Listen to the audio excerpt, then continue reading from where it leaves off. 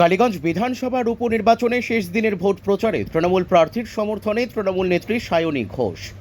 আগামী 19শে জুন কালীগঞ্জ বিধানসভার উপনির্বাচন। মঙ্গলবার প্রচারের শেষ লগ্নে বৃষ্টিকে উপেক্ষা করেও তৃণমূল প্রার্থী আলিফা আহমেদকে সাথে নিয়ে নির্বাচনী ভোট প্রচার করলেন তৃণমূল নেত্রী সায়নী ঘোষ।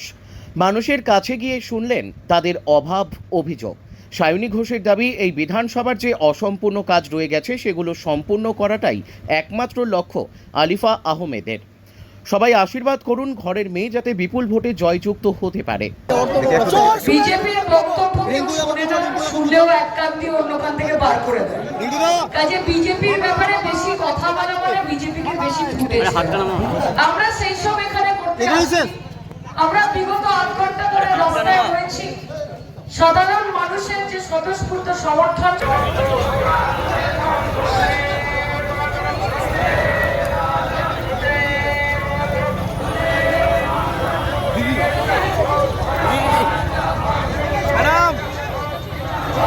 নদিয়ার করিমপুর থেকে অর্ধেন্দু মালাকারের report, crime press Bengal news.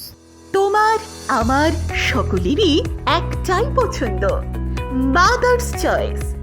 ঘরে সুগন্ধি ভাত, প্রতিদিনের রান্নায় নিখুঁত স্বাদ, চাই উন্নত মানের চাল।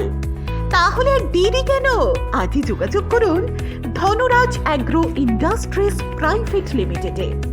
আমরা আনি আপনার টেবিলে খাঁটি ও মানসম্মত চাল মাদার্স চয়েস নামে।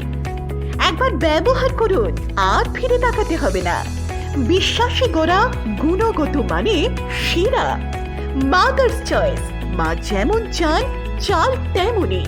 যোগাযোগের জন্য এখনই কল করুন 8509752023 এই নম্বরে।